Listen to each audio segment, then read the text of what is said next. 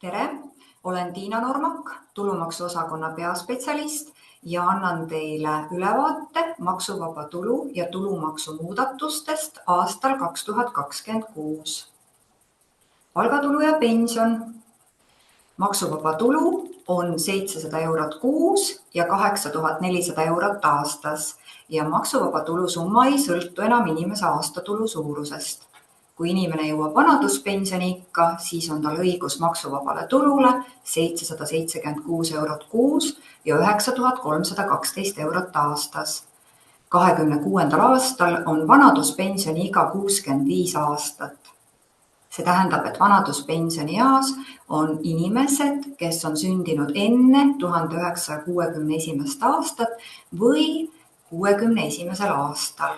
Ja õigus maksuvabale tulule 776 eurot on alates jaanuarist 2026 sõltumata inimese sünnikuust.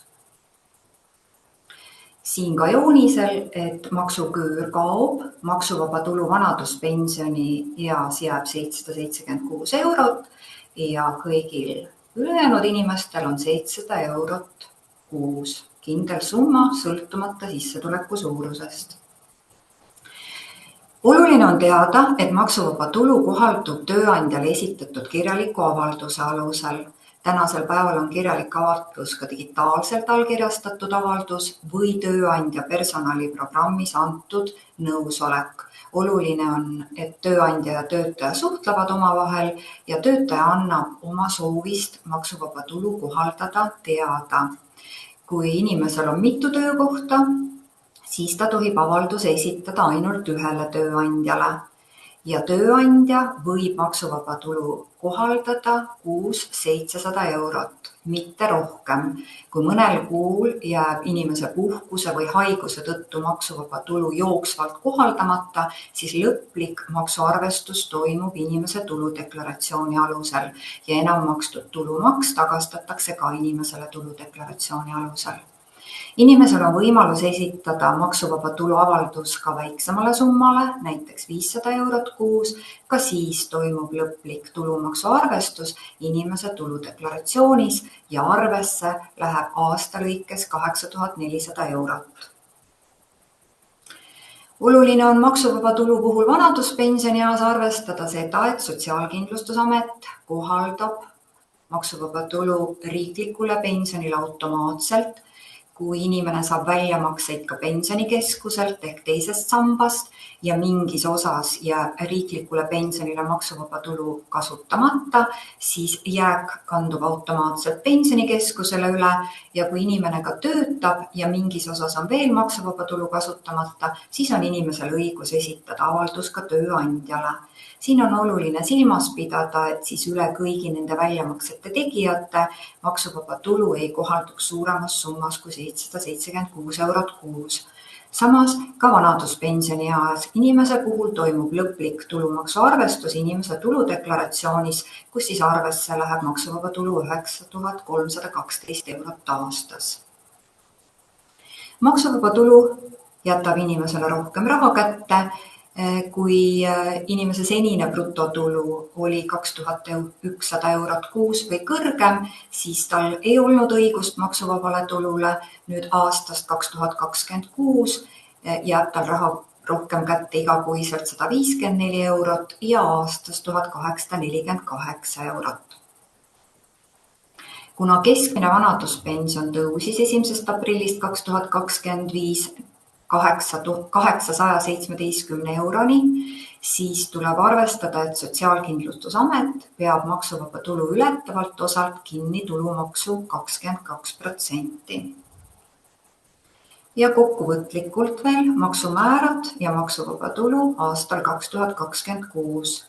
Tööandja makstavalt palgatulult kuulub kinnipidamisele tulumaks 22%, kinnipidamisele kuuluv julgeolekumaks 2% jääb ära, kohaldub maksuvaba tulu 700 eurot kuus ja 8400 eurot aastas, sotsiaalmaks 33%, töötuskindlustusmakse töötajale 1,6% ja tööandjale 0,8%, kogumispensioni makse vastavalt inimese valikule 2, 4 või 6% ja töölepingu alusel töötamise korral ka sotsiaalmaksu kuumäär 886 eurot ja sotsiaalmaksu miinimumkohustus 292 eurot ja 38 senti. Meeldetuletuseks ka, et palgatulu mõiste hõlmab endas nii töölepingu alusel kui ka avalikus teenistuses töötamise eest makstavat tasu, võlaõigusliku lepingu alusel osutatud teenuse eest makstavat tasu ning juriidilise isiku juhtimis- ja kontrollorgani liikmetasu. Siin on siis see erisus, et seda tasu ei maksustata töötuskindlustusmaksega. Sotsiaalkindlustusameti makstavalt pensionilt kuulub kinnipidamisele tulumaks 22%, kinnipidamisele kuuluv julgeolekumaks 2% jääb ära. Maksuvaba tulu vanaduspensioni eas on 776 eurot kuus ja 9312 eurot aastas. Toon näitega keskmise vanaduspensioni saaja kohta. Kui pension on 817 eurot, siis Sotsiaalkindlustusamet peab maksuvaba tulu ületavalt osalt ehk 41 eurolt kinni tulumaksu 9 eurot ja kannab selle üle Maksu- ja Tolliametile. Nii töötasu kui pension on inimesel tuludeklaratsioonis eeltäidetud. Meeldetuletuseks, et pensionikeskus maksab ka teise ja kolmanda samba pensione või teeb teise ja kolmanda samba väljamakseid. Ühekordne väljavõtmine enne pensioniga kuulub tulumaksuga maksustamisele määras 22%. Kui on ühekordne väljavõtmine pensionieas või osaline väljavõtmine pensionieas või ka lühike tähtajaline pension, siis kuulub väljamakse maksustamisele tulumaksuga 10% ja pikk tähtajaline pension on maksuvaba. Täpsem info selle kohta on toodud meie kodulehel erakliendi rubriigis pensionid ja kindlustushüvitised. Pensioniliigid ja maksuvaba tulu. Maksuvaba tulu vanaduspensioni eas sõltub vanaduspensioniikka jõudmisest või siis vanaduspensioniikka jõudmise aastast. Ja kui inimene saab nüüd ennetähtaegset või paindlikku pensioni enne vanaduspensioniiga või soodustingimustel vanaduspensioni või eripensioni, kutsealade ametikohtade sooduspensioni, siis kohaldub talle üldine maksuvaba tulu. Meeldetuletuseks ka see, et kui on pensioni saaja ja töötab, siis töötaja töötuskindlustusmakset 1,6% ei peeta enam kinni, kui töötaja on jõudnud vanaduspensioniikka või talle on määratud paindlik pension enne vanaduspensioniiga ja töötaja töötuskindlustusmakse kinnipidamise kohustus lõpeb pensioni määramise kuu viimasel kuupäeval. Samas tööandja töötuskindlustusmakse 0,8% tuleb jätkuvalt tasuda. Sellist erisust ei ole soodustingimustel vanaduspensioni saaja töötasule. Soodustingimustel vanaduspensionäri töötasu maksustatakse sarnaselt palgatulule. Juriidilise isiku tulumaks. Tulumaks dividendidelt ja muudelt omakapitali väljamaksetelt jääb 22,78, julgeolekumaks 2% residendist äriühingu kasumilt jääb ära, krediidiasutuste tulumaksu avansiliste maksete määr on 18%. Praktikas on üha enam äriühingute restruktureerimisi, ühinemisi ja jagunemisi, sealhulgas piiriüleseid. Selle kohta leiab täpsema info meie kodulehelt dividendide ja omakapitali väljamaksete maksustamise rubriigist.